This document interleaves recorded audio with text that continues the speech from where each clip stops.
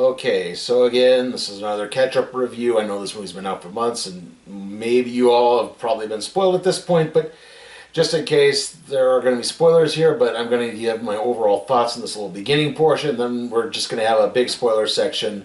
There'll be breakpoints in between, so if you want to skip the spoilers, you can. Okay? Okay. So yeah, I'm going to give the Marvels an A-.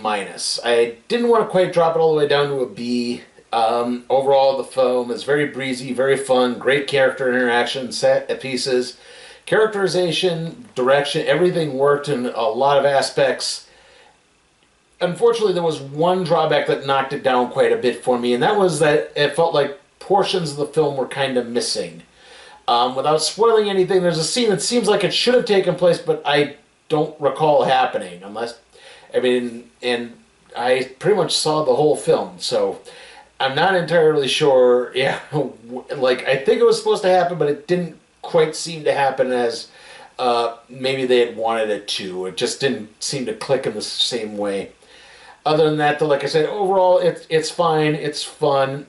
I think you probably would have to at least watch WandaVision and of the first Captain Marvel movie, WandaVision and Ms. Marvel, to get the whole gist. But for the most part, I think you could enter into this one mostly cold turkey and still get a very enjoyable pace out of it. Like I said, the actors in particular, Brie Larson, Emile Villani, and Teyonah Parris really do carry this film very well. And of course, there's some nice bits too. Again, without spoiling anything, the mid-credit scene is cute in a way, but I don't think it's really going to lead anywhere, and I think those scenes should be used to sort of build out to the next film. That's sort of the idea. But then again, who knows? So yeah, like I said, I'm going to give the Marvels overall an A-.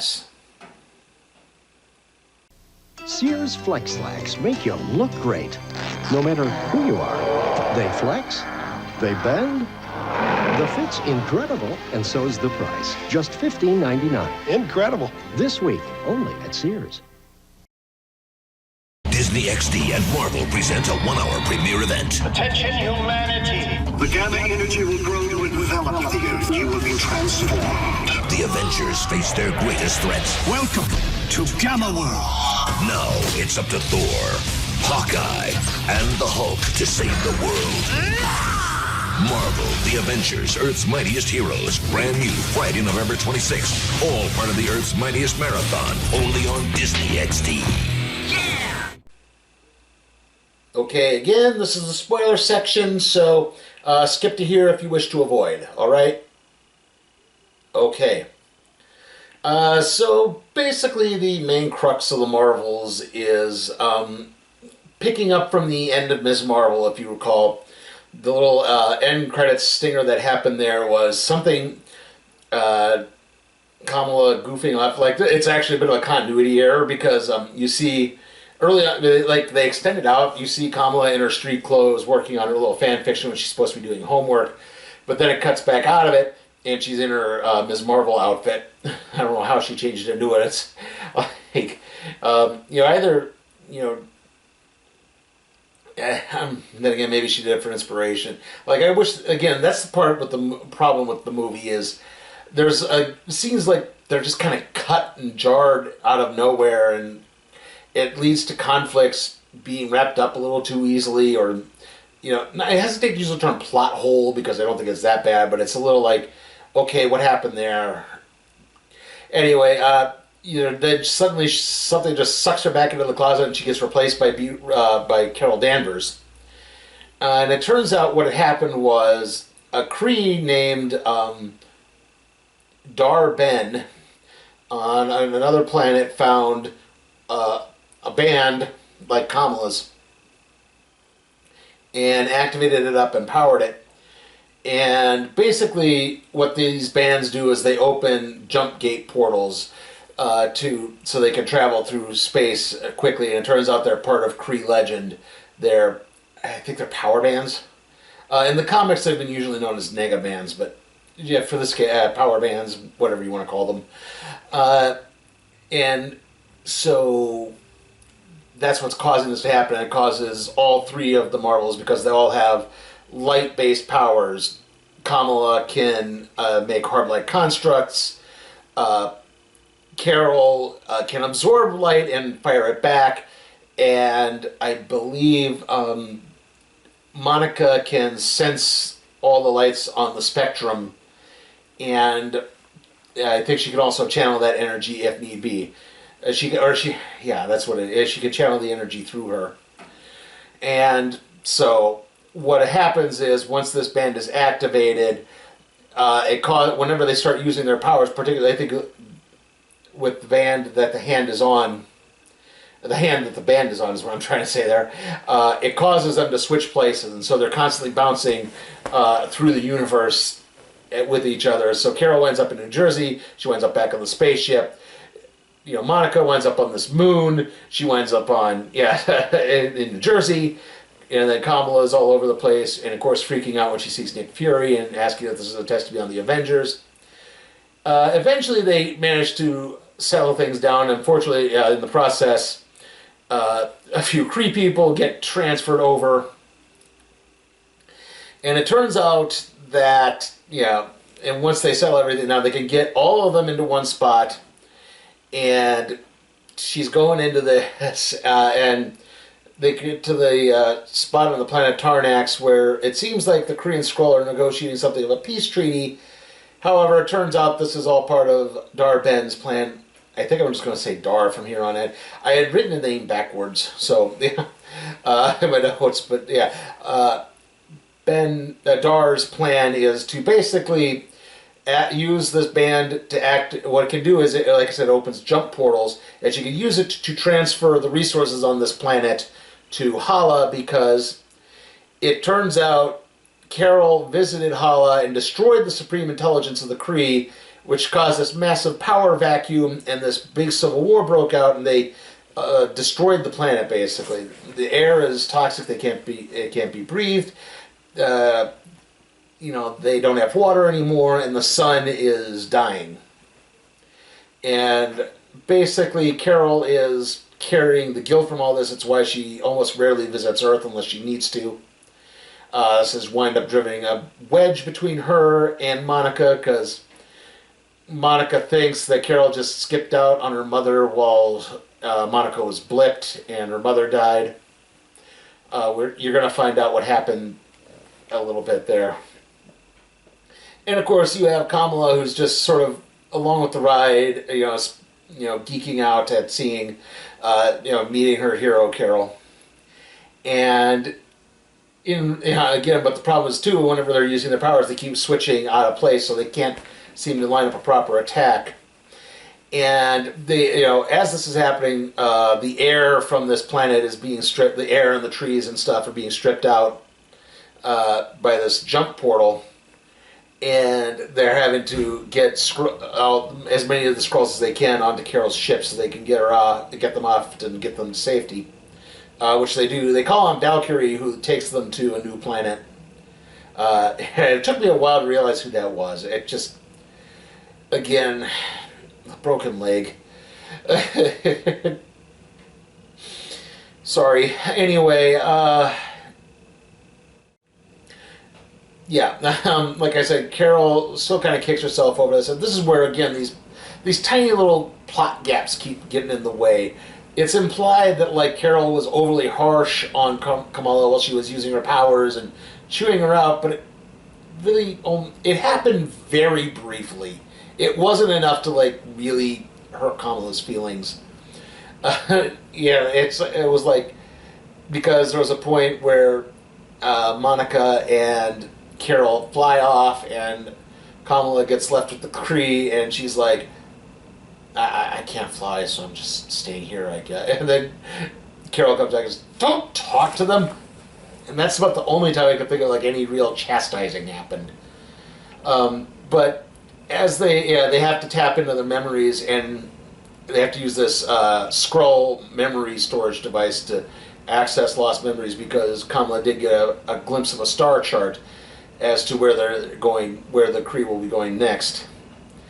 And so they have to go through this. Unfortunately, in the process, they wind up tapping more into each other's memories, and they find out, and from this, Monica finds out that Carol actually did visit her mother during this time that Monica had been blipped, and a lot of it had to do with, she says, look, the cancer's back. We don't know if Monica's, Monica got blipped. I don't, and I need you to look after Goose, the cat, or the Flerkan, to be more precise.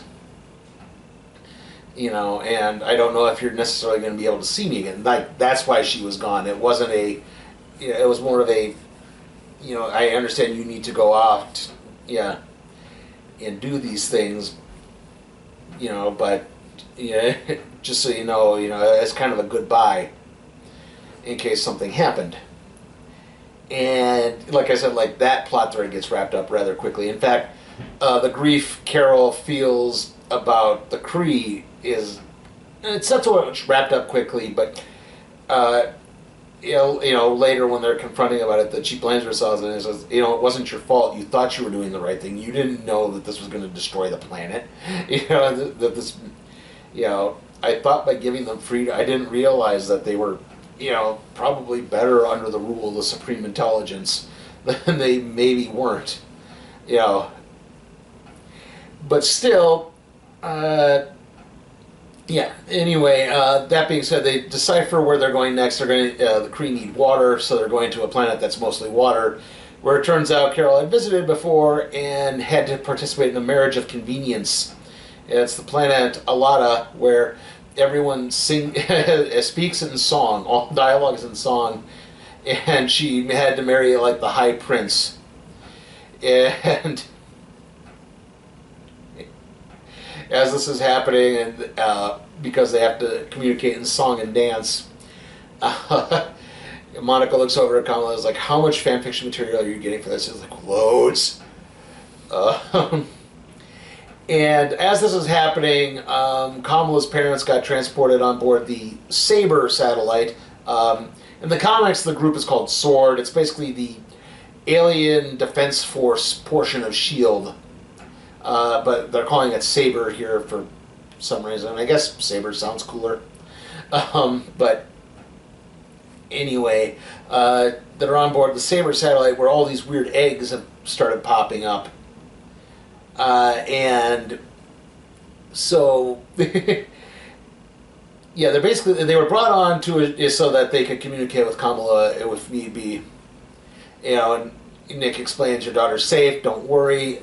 I'm sure Captain Marvel would never let anything truly happen to her. And as this is happening, like I said, they found the eggs, and they're trying to figure out what's going on. And, as that happens, Dar attacks the Kree. The Kree attack, start stripping out water. A couple of missiles are fired at Carol's ship as she's trying to trying to lead everyone to safety and fix this jump gate that opened up. They have no other choice but to open up a jump gate to get out of there, and they're trying to fix everything. This is where we have the big dramatic confrontation that lasts, again, all of 4 minutes. The one problem with this movie is sometimes it goes a little too fast. And, sorry. And she also quickly deciphers that, Dar's next target is going to be Earth. They're going to try to steal the sun because they need to reignite Hala's sun. And so from there, as this happens, this massive jump gate opened, and it actually caused a minor power outage, and it's deactivated a lot of their escape pods, so they can't get everyone on board. However, it turns out all the eggs that showed up are Flerkan eggs, and so they have to run around and basically they have to get the Flerkan kittens to eat the passengers, because they can eat 4 or 5 or 6 of these people, and then they can put the cat on the on their remaining escape pods and get them to Earth safely. I hope everyone got that. It does lead to a funny bits where the PA says, going, please allow the Flerkans to eat you. Do not put up a defense. So you have people like, nah, I'm running. I'm like, no, you don't understand. I'm sorry. I know it's not dignified, but it's going to get you home. Yeah. But yeah, anyway, the Marvels confront Dar as she's trying to steal the sun. And at this point, Monica points out that, like, Carol can channel light, can absorb and channel light. She could probably, just blast, your son's core and re-energize it, with her abilities. And there, and it seems like maybe Dar is open to it, but she just uses it as a plan to get Kamala's band. She powers the bands up, opens up this massive hole in space-time, it turns out. But in the process, she winds up touching the edge of the portal and dies because Carol tackles her out into space where she touches the edge of the portal. And the only way it's going to be closed is it has to be closed from the other side. So, and the only way they could do it is for Carol and Kamala to basically blast Monica, and she can channel the energy through her to close the portal. And basically sacrifice. It's like, Carol leaps at the last second to try to pull Monica back through before the portal completely closes, but it's no use, and she's gone. We'll get to it. After this happens, though, Carol does go to Hala and does manage to reignite the sun, so, it seems like things are at least going to be back to normal there. Kamala has to explain what happened to Monica. Everyone returns to the Saber satellite. And then, except for Carol, who decides to settle down in Louisiana in the Rambeau house. And as she and Kamala are talking, it hits on Kamala. It's like, maybe I need to form a team of my own. And she travels back to New York City, where she meets up with Kate Bishop to make an offer about joining a new team. And whether that's Young Avengers or Avengers Next, or... I wouldn't mind if they... Young Avengers is fine, but maybe give it a descriptor name before it. Like, use another name like Champions, Young Avengers. Could work. And then we get the mid-credit stinger where Monica wakes up and she's in a room with her mother. And she thinks is her mother. It turns out that Binary found her floating out in space, and she's been brought to the X-Men universe. And you see Kelsey Grammer as Beast. Apparently this is supposed to be the X-Men from Days of Future Past movie. It is kind of cool, and I would assume that maybe this is supposed to be Carol Danvers in that universe. If you're not entirely hip with Carol Danvers' history, at one point, after Rogue had absorbed a majority of her powers, something else activated, and it turns out this is like a natural extension of her Kree biology evolving, and a full extrapolation of that is called Binary. It's like this red and yellow electric form that she has, and she's adapted a few times in the comics since. At one point it burned out, but yeah, that's basically what that is. So it could be Carol, it could be... I forget what her mother's name was in the first movie. But yeah, it could be Monica's mother, that is. So, but I don't know. I mean, it's entirely possible Monica could come back. I believe Brie Larson is pretty much stated that she's in all likelihood done. This movie only did okay at the box office. It is kind of a shame because, like I said, it is overall a very good movie. I do think that this might be where the Marvel fatigue really did kick in. I can understand where, maybe you don't always have the chance to see these things, especially now with the money being what it is. But at the same time, it's like, it's overall not a bad movie. It's still really fun. I don't think the Marvel the cinematic universe is quite dead, as everyone is saying. Like I said, I'm sure if Deadpool 3 plays into it a bit more, it's going to do well. I think things will still be okay. It's just, maybe dial back on doing 2 to 3 releases a year. Maybe just do one or two. No more than that. So, yeah, I do think there's a chance in all of this. Like I said, overall, it's a fun movie. It's good. I don't think... This is one where you maybe don't have to be entirely well-versed in Marvel. You can only watch a few things It doesn't. Yeah, it's not like, oh, I have to watch everything back from the first Iron Man. Like I said, I think you can avoid most of that. So yeah, like I said, the only problem I have is, again, it seemed like, I don't know so much it's the pacing or what, but it just felt like parts of the movie were missing, and that led to threads being wrapped up a little too tightly, in my opinion. I would have liked to have seen a little more dramatic tension rotten out of it.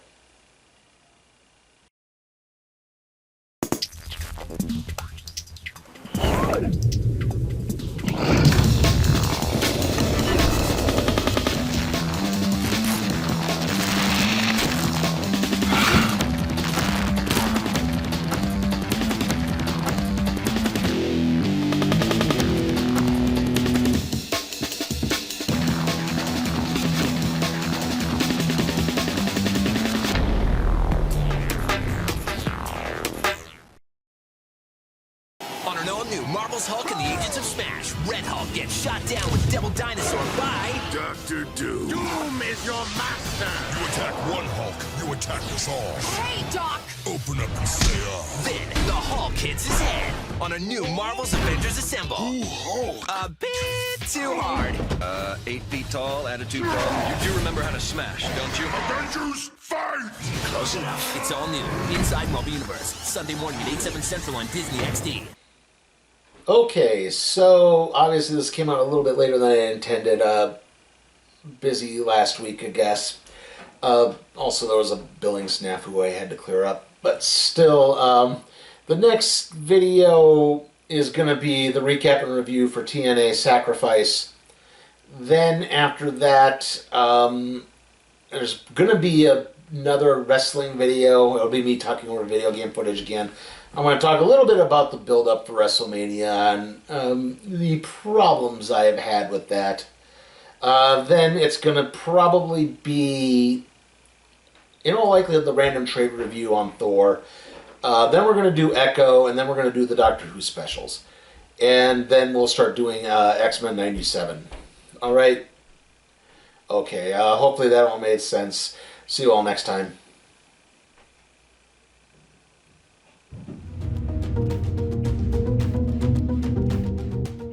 Hey guys, remember you can request a movie or a television series for me to review at my Patreon at patreon.com/CPTime for Cat Productions. Also, remember to like the video, comment, share, subscribe, and ring that notification bell so that you can be alerted to further videos.